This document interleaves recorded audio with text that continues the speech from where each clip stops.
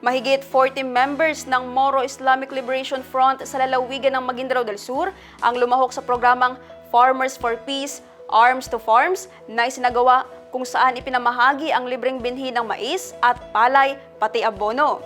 Ang public service story sa report. Isinagawa ang aktibidad araw ng Martes, April 21, 2026. Ayon sa pamahalang panlalawigan, sa pangunguna ni Dato' Ali Mintimbang, layunin ng programa na isulong ang kapayapaan sa pamamagitan ng agrikultura at tulungan ng mga kalahok na magkaroon ng produktibong kabuhayan. Inorganisa ang programa sa suporta ni Vice Governor Hisham Nando at Congressman Ismael Manguda Datu bilang bahagi ng peace building at community development. Pinagkalooban ang mga benepisyaryo ng libreng binhi ng mais at palay, pati abono at sumailalim din sa pagsasanay sa makabagong pamamaraan ng pagsasaka.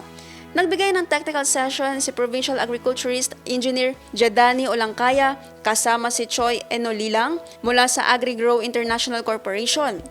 Ayon sa Provincial Administrator Nur Ali Mintimbang, ang programa ay pilot project na maaaring palawakin kapag naging matagumpay ang ani at hinikayat ang mga kalahok na gamitin at alagaan ang kanilang natanggap na suporta. Ayon sa isang benepisyaryo, malaking tulong ang ibinigay na binhi, abono at kaalaman sa kanilang kabuhayan. Ayon sa pamahalang panlalawigan, patuloy nitong susuportahan ang mga ganitong programa upang mapalakas ang kabuhayan at mapanatili ang kapayapaan sa komunidad.